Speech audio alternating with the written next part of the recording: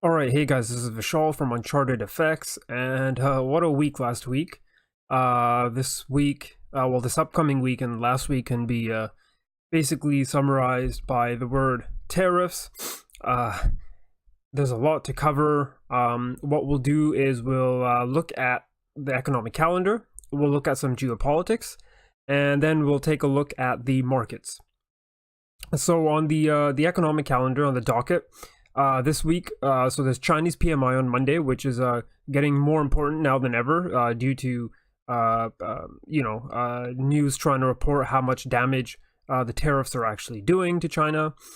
We have the PMI. If you know me, PMI is what I look forward to. This is looking when you're driving a car. The PMI is looking forward, so it's looking out of the windshield, while CPI, which is what people generally talk about, the consumer price index, is essentially showing you what's happened, which is looking through the rearview mirror.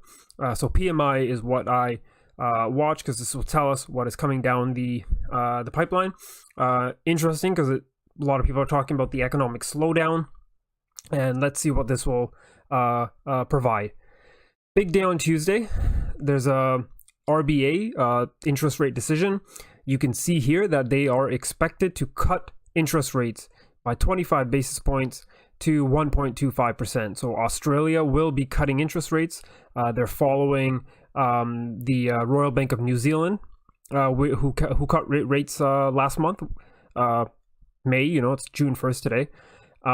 So very interesting.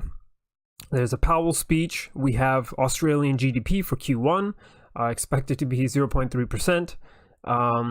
We have non-manufacturing PMI for the Americans, and then we have, of course, the ECB with Draghi speaking. Again, don't really expect much because Draghi is stepping down in, I believe it's October of this year. So essentially, he's just happy that he's passing the mess on to someone else. Don't expect him to do anything dramatic, say anything dramatic. They're probably just going to keep the course. So this might become a non-event, but it is an interest rate decision, so anything he says will be analyzed and perhaps even over-analyzed. And then, of course, on Friday we have, because it's the first week of a new month, we have the non-farm payrolls, the American employment numbers, and we have the Canadian employment numbers. So an very busy economic calendar this week. So let's just do a quick review of what happened last week. There was a lot of tit for tat tariffs, and this is going to continue. We'll look at the markets first, but we'll look at the markets after, but let's just talk about this quickly. Essentially, China is there was a threat of the Chinese rare earth metals. I think everyone knows that by now, and it is substantial because they control around 70% of the world's rare earth metals. The Americans were saying, oh, it's no big deal because we can start mining rare earth in America and in Canada. But if you follow the mining industry, that takes some time because there's environmental permits and all that kind of stuff to de-risk the project, and then you gotta fund the project, and then you gotta build the mine. Unless government just sweeps all that aside, it'll take some time for rare earth to come online. So there was the soy news about China halting soy purchases. We know that the Americans have been bailing out their farmers, so they're going to continue to bail out their farmers. So this is the price of the trade war. Essentially, these farmers have to get bailed out. The U.S. government is spending money to bail out farmers just to stay in this trade war. What China can do is they're probably going to be looking towards South America, especially Brazil, for their agricultural needs. Russia as well. The Russians have some of the best fertile land in the world, and Brazil as well. And I'm sure that they're going to be looking to Brazil now for a lot of agricultural products. So there was this China retaliatory tariff. So this actually just came out today. $60 billion worth of U.S. products. So this is coming. This tit for tat is going to continue. So expect more of this as we go forward. And then on Friday, before the markets closed, we all heard about this, that effective on June 10th, President Trump will impose a 5% tariff on Mexican imports. And he was noted saying that this increase is because of illegal immigration. You know, I know there's a lot of emotional stuff that goes when people discuss this, but there is a problem in the US-Mexico border. No one can deny that. I mean, like, there's a lot of the problems going on there. From some of my sources, I'm hearing that even the Iranians are actually involved in places like El Salvador and Guatemala to actually send more immigrants through the states as a way to, I guess, bring them down through illegal immigration. But there is an issue, and you know, both countries have to sort of come together to solve this. Forget about all the emotions. This is politics. It's all about logic. If people are running with emotions, then people will be making bad decisions, because as you all know, when you're emotional, you can't access your left side of the brain, which is your logic, and generally people make the worst decisions when they're emotional. This is also a bit towards tariffs, but America and India had essentially they had a program. America had a program for developing nations where they can import products into the states, and the products will be duty free. This special trade agreement has ended. Turkey actually lost this preferential treatment last week as well, and now India has well. So again, duty free. India is being the largest beneficiary of a scheme that allows goods to enter the US duty free. This status ends on Wednesday. So why Turkey and India? I think it has, well, not think, but I'm pretty sure I know it has to do with the whole Iran issue. If you've been following my blog and my work, you know that Iran accepts anything but the US dollar for their oil payments, and India and Turkey both have had their currency be decimated due to the dollar's strength, which means they are more likely now, well, it's in their best interest to actually import oil from Iran. So then they don't have to buy US dollars to buy oil. The Americans, as you know, are unhappy about it. They've sort of told Japan, South Korea, and a bunch of European countries, India and Turkey, to, you know, slow down on these oil purchases from Iran.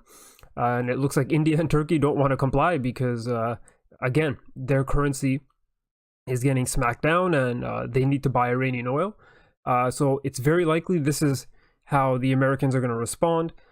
Also could be due to the heavy Russian purchases, maybe more to do with Turkey, because India has always been purchasing Russian equipment and working with Russian technology. But the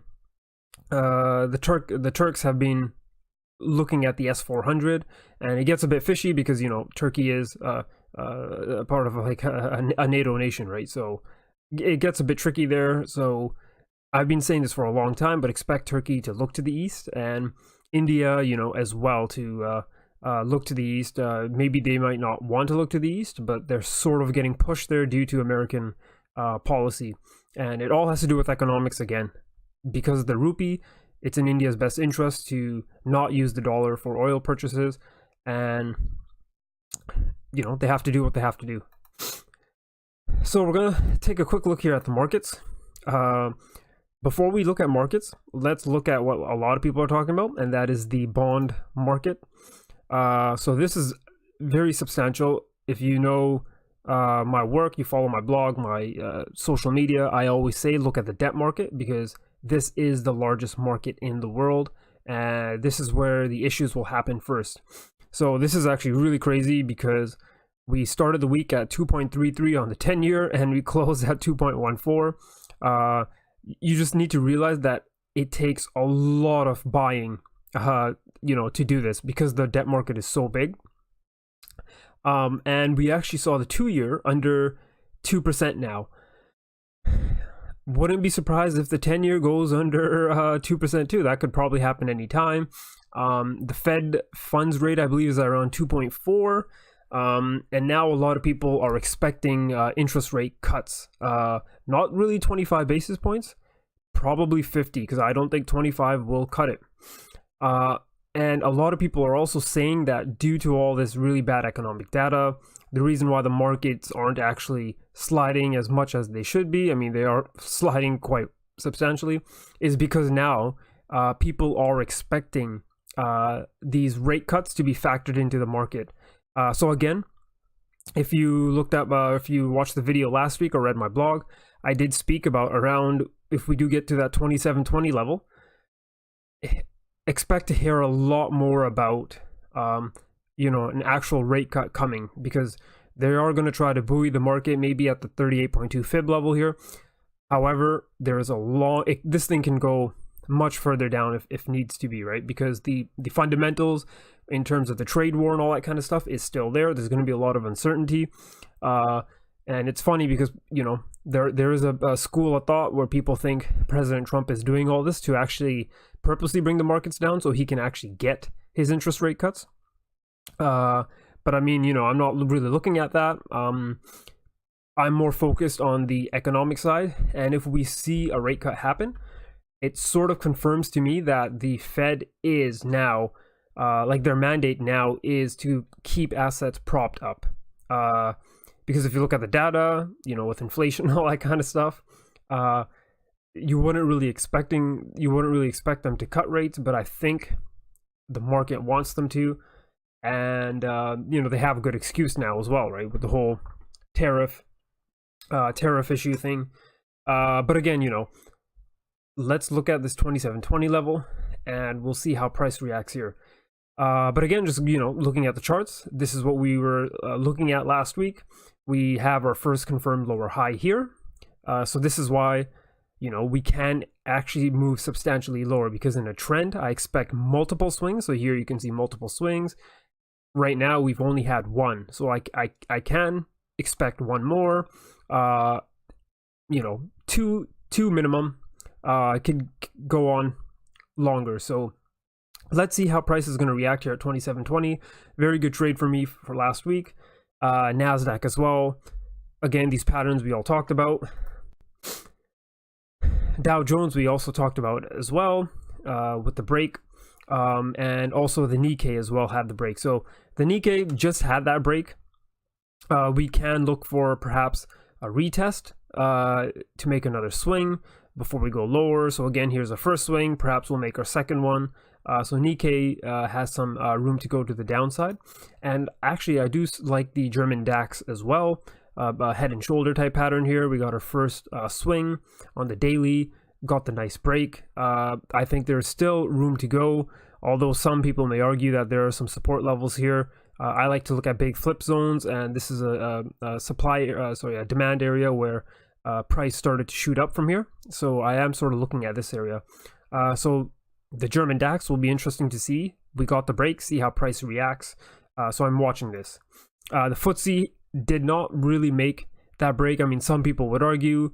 I drew my support level where these two wicks are, so I wanted to see it close below that. So this will be a wait and see. But again, that's what you'd expect. Another lower low.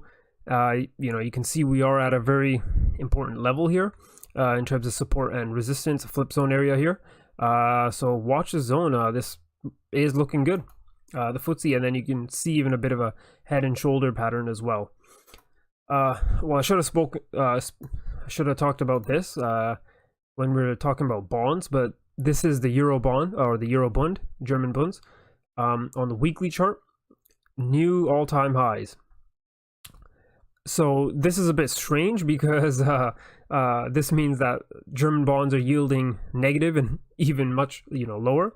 But if you do follow my work, I have spoken about how we expect bonds to go higher because interest rates are gonna go lower. So again, I expect Canada and Australia to be more aggressive, perhaps, and those are probably the best bonds to buy while rates decrease in Canada and Australia. But this is sort of telling me that now there is this big sort of risk-on type play where people generally run into bonds for safety.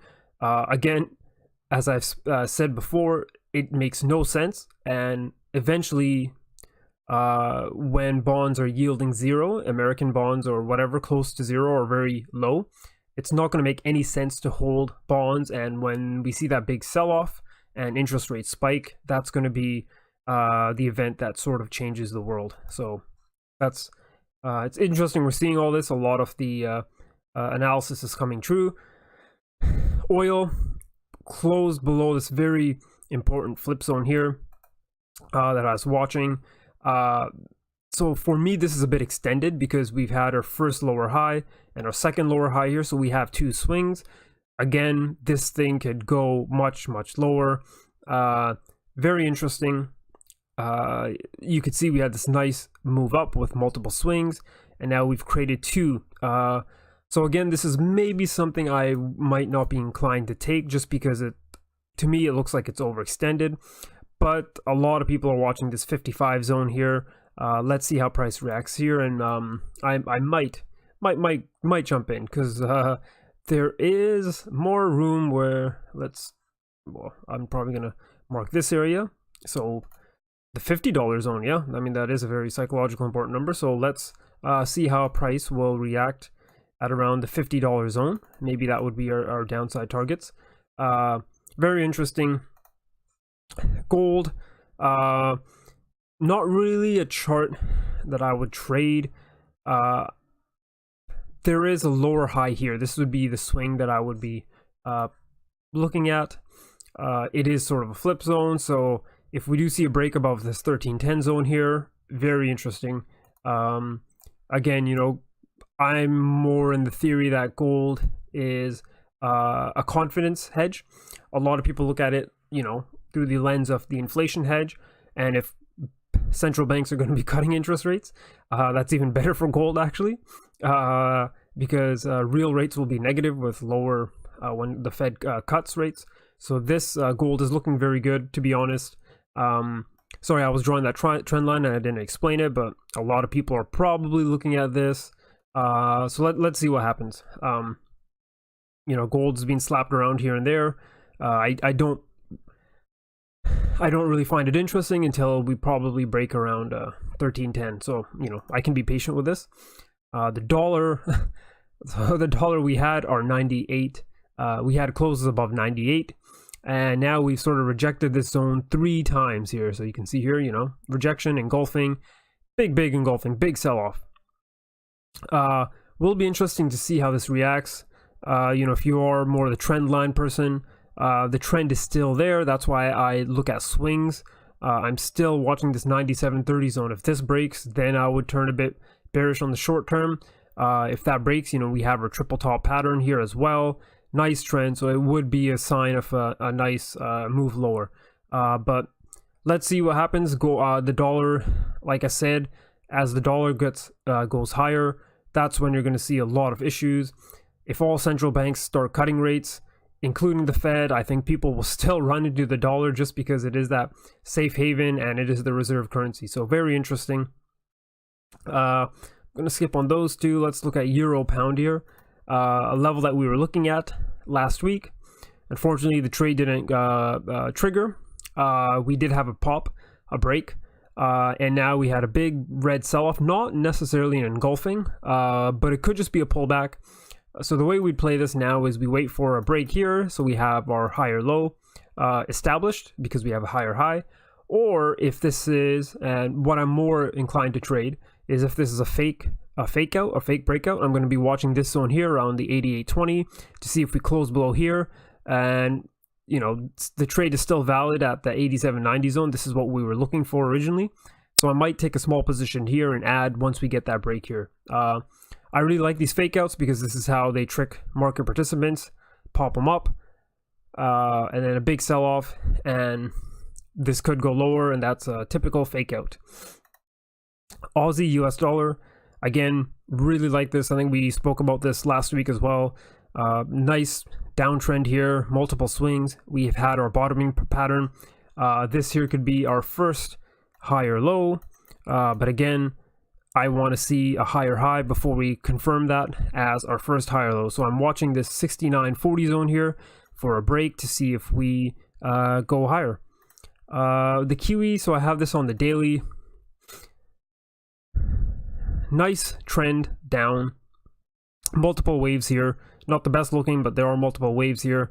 This thing is at a important flip zone here. Can maybe move a bit lower, but if I do see some sort of bottoming here, then I might be inclined to take a position if we do break above this zone here, like 65, like 60-ish. This could be a double bottom here. So I want to see some more context in this trade before I decide to take it. But that's the Kiwi, the Aussie Kiwi. I want to look at this on the day 2 hour. Nice trade here, nice trend, bit of a topping. We had our big break here. You can see this big red candle just engulfed the previous 2, 4, 6 hours of green. Very bearish. I just don't like this because it happened on a Friday. I don't necessarily trade. I don't like to hold positions on the weekend, and especially in this environment. So let's see how this opens. Maybe we'll get a retest before we continue lower. So I do like the Aussie Kiwi on the 2 hour. Again, it happens, you know, where we'll have breaks on Fridays, but this is why we look at multiple pairs, because not everything is going to be applicable for the week. Aussie Yen. So this is more of late continuation play, I would say. We've already had this nice downtrend, and now we've had a daily close below a body of a very, very important sort of support area zone here. And you can see we bounced off here a couple times. So we had our downtrend. It seems like the trend is still going to continue. If I go even lower, you can see that we were actually retested it, sold back. So there's a lot of bears in this area. Even in the 2 hour, you can see, look at these wicks here. So we've been testing it. So there is a big selling pressure. This is not a lower high though, because we did not close below these candle bodies here. Very teasing Friday close. If the the Royal Bank of Australia is expected to cut rates. So if this happens, if that happens, then this could be going lower. So again, more of a late trend trade, more applicable on the daily, like I said, but interesting nonetheless. Euro Aussie. So this one, we spoke about this last week. We had the break, and now we moved back up. This could potentially be just a swing. If that is the case, then I'd wait for a break here for 160.66. You can see as well that we've had a nice sort of downward swing pattern here anyways, downtrend with many waves. A bit of a head and shoulder here. I think it looks better on the shorter term charts, but you can see there's a big selling pressure there. So this is why I'm still more inclined to see this trade more as a lower high before we make a break and continue lower. But if we do break here above 161.40, I might reassess and look at this trade as the primary trend that's been broken now. But I do favor the downside more. Euro New Zealand, just I mean, you can see the pattern here. Don't really have to say much. Nice head and shoulder here, waiting for 170.50 to break. This looks really good. Pound CAD as well on the 4 hour. Didn't do what we were hoping it to do last week, so it still remains on the list. Nice trend, but you can see we're still just bottoming in this zone here. So I'm waiting to see if we break like the 171.20 zone here. I do like the chart. Let's just follow it, wait for the break. Pound New Zealand, sort of similar. I would say, yeah, we are at a very important flip zone here. It's been support and resistance in this area. So I want to see how price reacts in this zone here. But this might not be activated anytime soon. I'd still like to see this top here at 194.50 break. So this might even be something to look at next week rather than this week. But you just never know with these markets. So that's why I have this on my radar. Aussie Swissy is a bit more of a continuation play, so I'm not really going to cover that this much. New Zealand Swissy though, again, it is more of a late trend trade here, but this was a big support area we did break, and you can see now we did reject it on the retest. Very important in my opinion.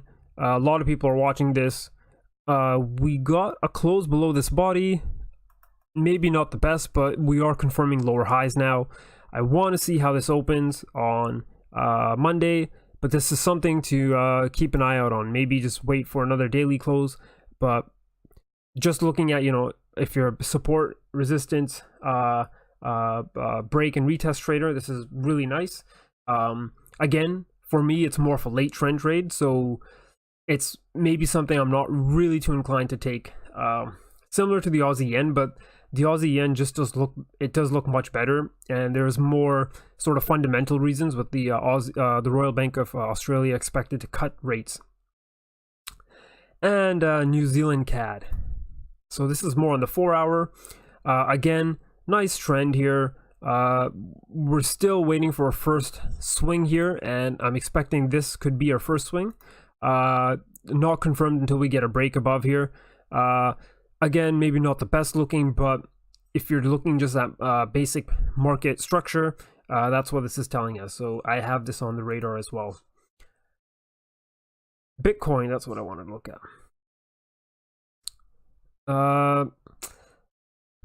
Honestly, on the 4-hour, this is telling me that we are going to get another swing down. Nothing I would really trade, to be honest. But I know a lot of people like looking at Bitcoin, so got to talk about it. There'll be people drawing trend lines, telling you that the trend is still there. Again, you can see the higher low, higher high, higher low, higher high. Technically, this was a higher low because we made higher highs here, and now we've taken this flip zone out, actually, support and resistance. So I would expect now another wave, perhaps lower. But again, this is not something I would maybe really trade. Again, I don't really trade Bitcoin personally. But that's what this is telling me. This is telling me that perhaps there'll be one swing lower, and then from there, who knows, right? So again, we try to look for multiple waves. You can see there's multiple waves to the upside. Expect maybe 1 or 2 waves to the downside. But that's about it. An interesting week coming up. A lot of data on the economic calendar. Let's see if the markets continue to sell off, the tariffs, the tit for tat, retaliations, how Mexico is going to respond, how India is going to respond, how Europe's going to respond, how China's going to respond. Again, interesting times. I've been saying this for quite some time, but I'm expecting lower rates in the Western world because the real economy isn't doing well, right? I think a lot of people know that. A lot of the Keynesians, with their math formulas, don't really want to admit that. It's come now to a time where a consumer who's up to their eyeballs with debt and is taking out more debt just to spend is seen as a strong consumer, while the person who tries to save money is seen as a weak consumer. There's all this crazy data coming out of how a lot of Americans are now going into debt just to buy groceries and basic materials and all that kind of stuff. Just crazy times.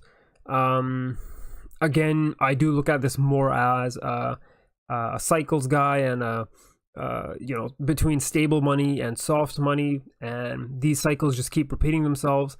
And just be cautious, because when central banks are buying gold, especially the Chinese, the Russians, they know something, right? They're not doing it just for no reason. I mean, they are probably doing it to sort of diversify their U.S. treasuries, but there could be some sort of stable money idea brought in there. So very interesting times. If you like the video, give it a like, and please subscribe to the channel if you enjoy the content, and happy trading, everyone.